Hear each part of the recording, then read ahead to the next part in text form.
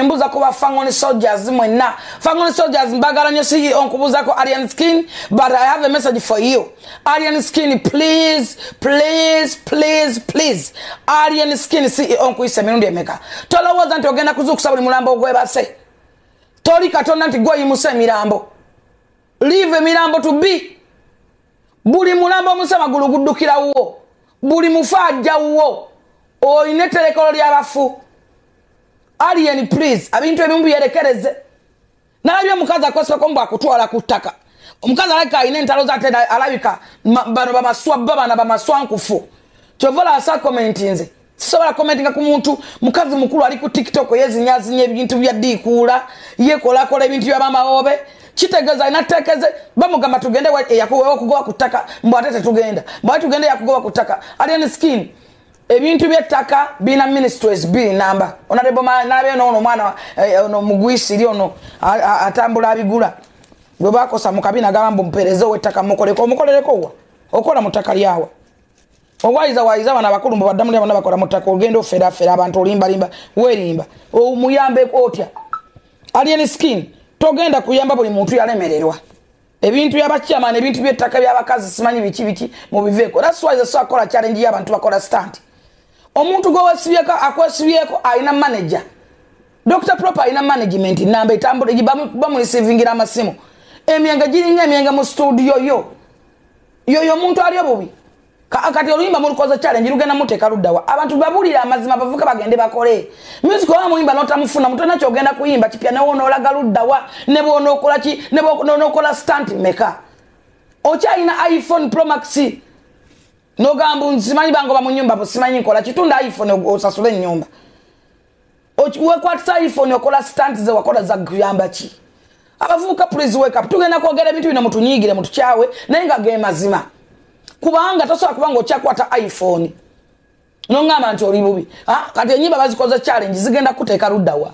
Lugenda kola ki? Oyagala concert erugogoba ku Freedom City gwengane okole ki?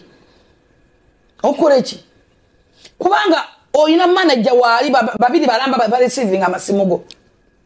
Batambula nawe bialingo mwenge gulinga mwenge. Era oganye okwebulira oyogane kubaloko enengo mwenge gwonya gofuweta mu studio ya Alien Skin. Oloza boy tabanyina bakolako interview babikwata ne babyogera babikwata kwegamba okulimba siku bi neka sotani ko kukiririza mu birimbo byo obafuuse wabulabe kugwe kenyinyi omuntu.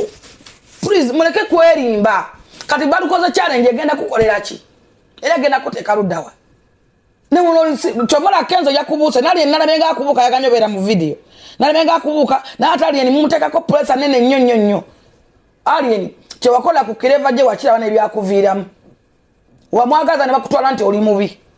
Please deka abafu babere mu bafu Bible gante byakaisani ne byakatonda leave people to be. Togenda kuzukusa buli muntu toli katonda awo bawe kubye endobo ate ntya abafute babiyinga batya bagamba the dead sleeping to be the verb to be bagamba omuntu nti abeewo the dead people is nightmares wali wabafu wali on Monday 20 wali yabafunga basinga bala mu value kwa waliwo kana bayimbe bensobola kugeza ku Mozo Radio AK47 nga bafuka abasinga value babasinga impact kabere Paulo Kafera naye muli mukusumbwa abantu nti munonya tanapu munonya vibe munonya bichi mwenjerya kuba. Please abavubuka we mutakole nga mwesibe ku bakazi abakulu ebisani be muyina abakazi be mufungula be mwambula abakazi abasinga ne babamba mu bukulu kubanga mwagala sente bye bisani ge maziga ge bakaba. Tosobola kubikula mukazi mukulu akusinga mama wo. Nolowoza nti ezengulugulu zogenda okweba okugwamu. Okay. Kubana baliitanga bwako gabwame bwana bwala buto. Buli yawo. Ani lita? Lita nabukenya yafa. Kitalo nnyo bambi. Kitalo nnyo kati niza nali mukwano gwange. Ndwakita yannuma. Nkyogeza ku bwanti nalumwa. Sikyogera mu bubi. Ne Kyagulanyi agenzeyo ku malalo n'abalabako. Kyembudenga nti Kyagulanyi bali kugendayo. Sawa eno Kyagulanyi yazukuse. Namaleko nga agenze ne kukomera mbu alaba ku basibe. Nebanga nali babaddeyo. Mbadde ndabanga itagenda. Mbona ate nagamba ate banganyo balaba. Nenjukira nti ne bali batesaganya okutaba alanise wanyana wayomba nnyo no bakyawe era tuwaba meetingako waba meetinga luvannyuma nnyo mu buswavusavu obw'ekitalo ebintu byonna tubyogera nti tukwagala Kyagulanyi tukwagala era njagala bawagizi bakimanye nti tukwagala tetulina kye twogeza butakwagala naye oteekawo embeera ereetera okwogerako ekyo kiba kiriwo gwe kennyini wayomba nga batadde Alanise Wanyana nani nga gavumenti ebateete baba batabbeeyo awulira muganda wange mu public yensi yonna ekiraba abasaba bano bukyanga babakwata tetukulabangako ng'oparticipate nze mu kintu kyonna tulabayo balooya bamama ababaka ababaani mpozi ne basenyonyi n'oyo omusajja simanyi yaani oyo wamwe simanyi secretary general oyo simanyi ani simbadde sikulabangako munnaye ku makomera kati nalabye ogenda kukomera nonga nti bakuganya owulira okay twamawulire twagayiseko newaliwo Daily Monitor atuuse Samira babadde bakolaki namboza n'abatunuulira bw'ati abadde bakola physicals essaawa zino ekisumbwa Dr. Kizza Besigye nti is contradicting his personality nti ayagala beere Omega and Alpha okiraba tagala kubeera nga afugibwa tagala beera nga subordinate wa muntu naye ate at the same time dynamics za politics the position ziraga nti there has to be one person at a time sawa zino omuntu aliwo ye Robert Kyagulanyi Ssentamu so Besigye ekyasinzo mutebula okubanga akomawo mu game bebigenda mu maaso mu kibiina kya NUP sawa zino nti kirina mu challenges sawa zino ziri mu kubanga zikiyuza naddala ku top leadership ebiriwo ne mulinga player era yagala okubeera nga akomawo mu game okufuga yanoonya engeri gyayinza okubanga yeegatta ku NUP teyasoboka nga ye because tiyayita kisuubira na kukisuubira naye nga abadde nga avayo najja waliwo party ogundi yagulirawo offices za Kavule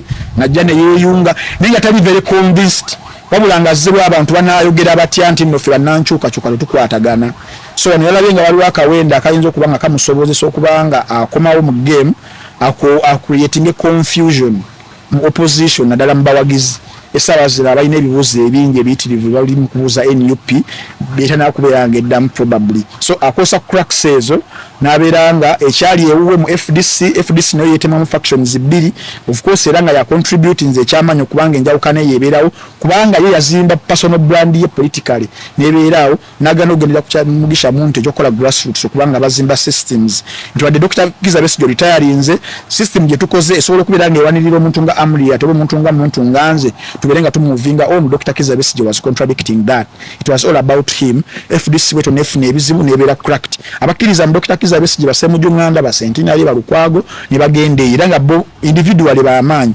abamu nga semu nganda for example sawa okiraba kakale sawa zino nga tugenda mu 2026 Dr. Kizza Besigye is a seasoned politician alina kubeera nga ali active not passive what do you do mukaseera kano create consultative meetings eziwerako create a party if need be okiteekemba players abamu kibenga kikuwa bargaining power wemba mugenda okunegotiatinga mu kalulu ka 2026 mu opposition bitano nena mugamba mpa amagezi nsome kubanga naye yagende Tanzania Banyerere bamuwerera n'asoma era yichovola bantu nno yakomawo n'agatta banne n'abateekamu amagezi ge yasoma mu military ya Nyerere Tanzania n'afuuka owachi tubenjagala okutuuza president ne minister mu government nno but we scholarships kubanga twetaaga osoma abantu abasinga tukayana lwakubanga tetumanyi kati nga bino tujja kusanga ng'omuntu akayana kino naye nga just tali informed so omulimu gwaffe tegulimu nnyo basomye nnyo